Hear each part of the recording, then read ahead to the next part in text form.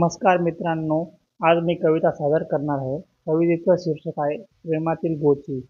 एके दिवशी सायंकाळी तो फिरायला निघाला. सोबत घेतले त्याने आपल्या जिगरी मित्राला. नव्हती याला अजूनही एक पण गर्लफ्रेंड. वाटायला लागले बागेला बघून, जॉईन करावा आपण ही ट्रेंड. मग लक्ष ठेवले त्याने मिशन पारू. रोज सोबतीला असायचा मित्र, कारण त्यालाही भेटायची दारू. असे रोज फिरता फिरता त्याला शालू दिसली. याच्या नजरेला बघून ती गालातल्या गालात हसली. मग तो सांगू लागला हुशारीने, आपली नजर जेथे बसली तिथे कोणती पण मुलगी फसली म्हणजे फसली. रोज रोज तो तिला बघायला जाऊ लागला. मित्रासोबत तिच्या सौंदर्याचा आस्वाद घेऊ लागला.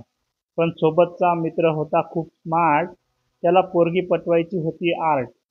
काही दिवसातच त्याच्या नकळत मित्रानेही घेतला नंबर. तो मात्र अजूनही कसत होता प्रेमासाठी कंबर. आले नव्हते लक्षात त्याच्या जो मित्र देत होता साथ, त्यानेच केला होता खूप मोठा मैत्रीतील विश्वासघात. ती हुशार असल्यानं दोघांनाही फिरवत होती. आज एकाची आणि उद्या दुसऱ्याचे पैसे जिरवत होती. यातच प्रेमी युगुलांचे दिवस जात होते. दोघे मित्र खुशीच्या भरात प्रेमाचा गुलकंद खात होते. लागला होता दोघांनाही तिच्याच प्रेमाचा छंद, कारण मदहोश करत होता तिच्या शरीराचा गंध. पण असे दुहेरी प्रकरण जास्त दिवस चालत नाही. फोनशिवाय या दुनियेचे पानही हालत नाही. त्याला एके दिवशी आली मग शंका.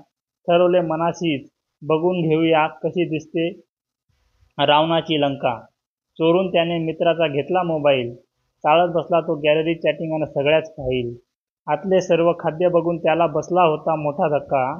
ज्याला समजत होता मित्र सख्खा, तोच झाला वैरी पक्का. पण त्यांची मैत्री जुनी असल्यामुळे तो काही बोलला नाही. शब्दरूपी विषयाने तो काही डोलला नाही. मग त्याने तिच्याकडेच वळवला आपल्या रागाचा रोख. सगळ्याच प्रकाराचा हिशोब घेतला चोख. रागाच्या भरात त्याने काढली वडील, बहीण आणि ताई. आई वाटत होते जसे काही गातोय घाण शब्दांयुक्त अंगाई. तिने थांबवत त्याला विचारले, मुलगी म्हणजे काय वस्तू वाटली का? आमचा तिखट प्रतिसाद बघून तुझ्या प्रेमाची विहीर आटली का?